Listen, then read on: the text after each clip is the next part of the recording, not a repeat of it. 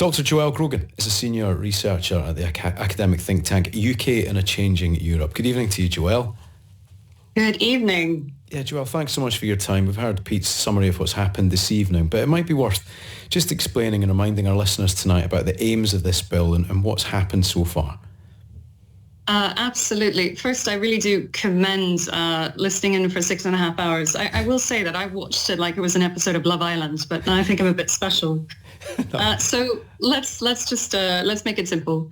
The Rwanda bill is a direct response to the decision of the Supreme Court that Rwanda as a country is not safe for asylum seekers to have their claims processed, and if they are considered to be refugees, to stay permanently in that country. I think a very important reminder is that all sides agreed on the underlying law.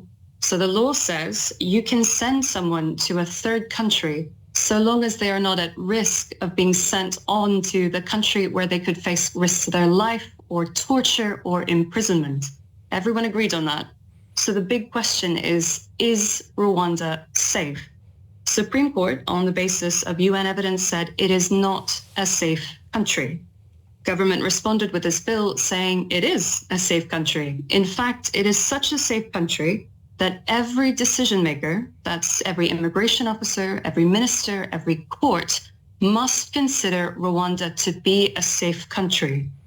One of the further points of establishing it in law, making Parliament say that it is a safe country, is that means that it, in law, must always be considered a safe country, no matter what kind of evidence that can be presented to any immigration officer, no matter what changes could happen in the future of the country that could be presented to a court.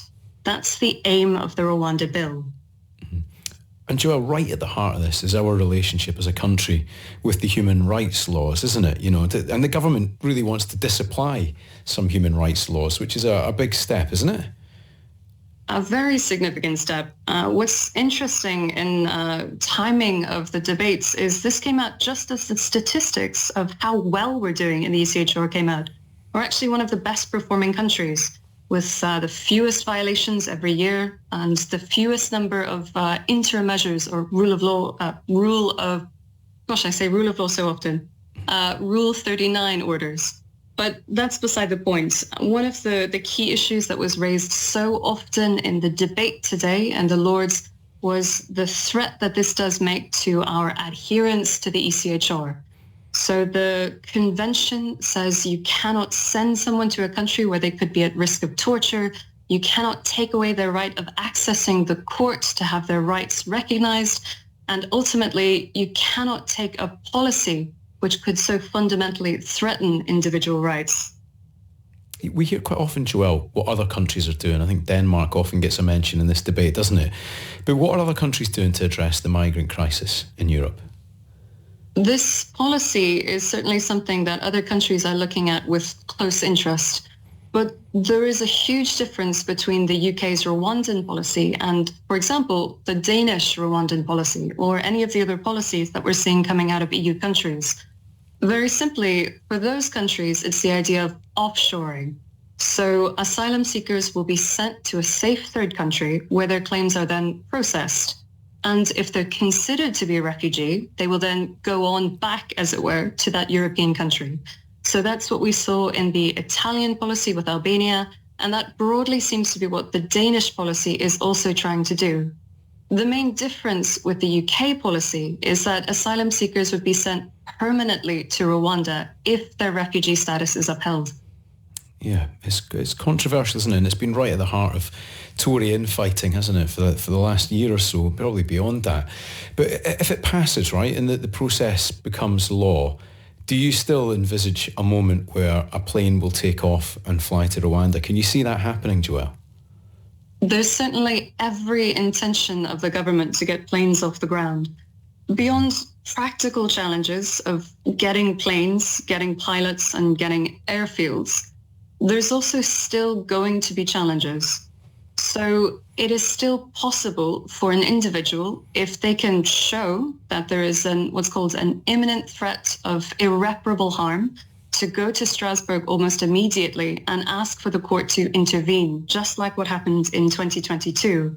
So that hasn't stopped and cannot be stopped by the bill.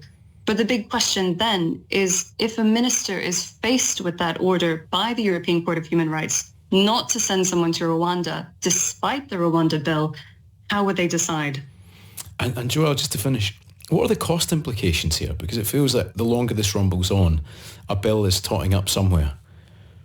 Certainly. We're seeing a huge number of the interventions made today by the Lords about the bill, the cost that's run into the millions.